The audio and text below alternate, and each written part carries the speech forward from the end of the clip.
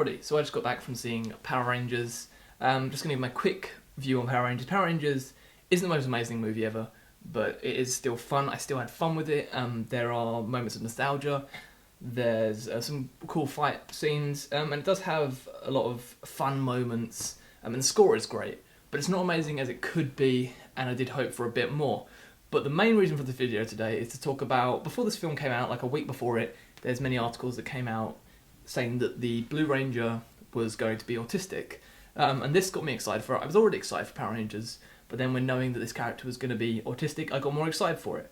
And today I'm going to speak about how they make this character autistic, and if it is right, or if they've done this completely wrong. First off, I'm going to say yes, they've done it right.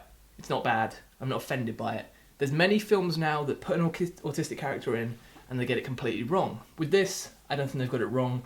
It shows that someone definitely did the research when picking to do this for this film, and I'm happy with it. And I'm going to talk about the ways they do it and the traits they give to Billy, the Blue Ranger, and how they show that he's autistic. Now, right from the start of the film, Jason, our main character, goes in this room where it's like a detention room, and Billy is in that room. Billy's at his table, and he's sorting out all his colouring pencils, but all sorting it into like lines and in orders. And at first I worried, I was like, oh no, is this how they're going to show that he's autistic, just by doing things like this? Now, this is one thing, like, with autistic people, they like to sort of sort their things into certain orders, so that is one thing, but that's not the main way they show that he has autism. At the beginning, when Billy meets Jason, he talks a bit too much about things that he shouldn't talk about, and that's sort of one thing. He talks about it for a very long time, and talks about how when he was in school he got bullied and was given a name where they said about him putting crayons up his butt, and then he takes this thing too literally, because he's like, you couldn't even put that many crayons up your butt. So that's one thing that he takes things very literally. There's a part where Billy tells Jason that he's on the spectrum, and Jason makes a joke being like, what is that? And is that a workout plan you're doing? Even though he's joking, and Jason's like, and Billy goes, no, it's not that, and Jason's like, well, I'm joking, I know what it is. And that's another part where Billy's taking things literally. There's also a part where Billy helps out Jason, and Jason hugs him, and Billy replies with, can you please stop touching me? Because that's another thing, some autistic people don't like to be touched or hugged, because it makes them very uncomfortable. Now, I'll quickly say here, not every autistic person is the same. We're all different, but these are many of the traits in this film that many autistic people do have. We're all different, but we still have many of the same traits. There's another part where, with Jason making the joke and him taking it literally, he says, oh, with me, my brain works differently, and sometimes I don't understand some types of humour. So that's one thing. There's a lot of autistic people that don't understand certain humour. It can be in young kids. For them, it's hard for them to understand humour at first and understand certain jokes. So that's one thing. There's another thing with like hand tics, where like sort of autistic people do this. When I'm anxious, I do that with my hand, like if I'm out in the street or whatever. And there's a part where Billy's with a crowd of people when he has a rock in his hands, and he's sort of just doing this with his hands and stuff, and that's like, you can tell that they're not talking massively about it, but it's nice that they're showing those little things that many autistic people do, where they find comfort in things, like with holding things, sort of fidgeting with things, and just sort of doing this sort of stuff with their hands.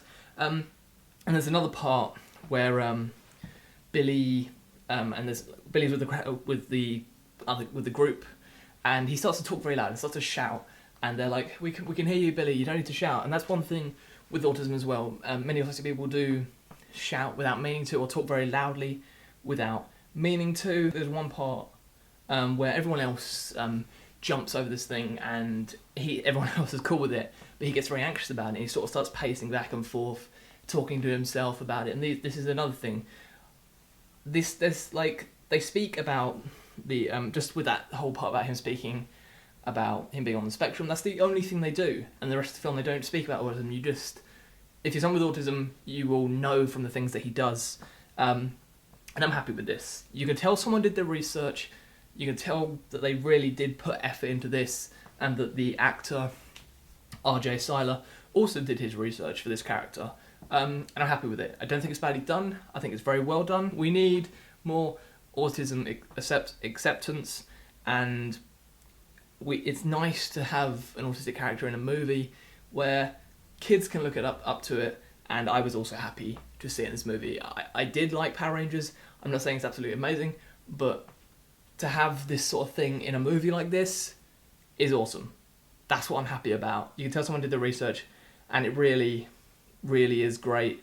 Because there was a weird thing with this film, like the articles about the Blue Ranger being autistic came out, but then there was all these other articles talking about how there was going to be a gay character, one of the Power Rangers was going to be, Trini was going to be a lesbian, and it's spoken about for about 5 seconds, and everyone went up in arms about it. Like, there was people online being like, why are they putting this gay agenda in our films? It's just like, it's something real.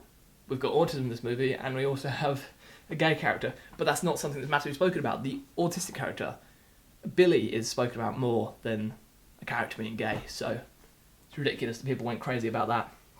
But being someone with autism, it's great. You know, there's many movies that get stuff wrong with putting an autistic character in there, and I can't relate to them. It's Power Rangers.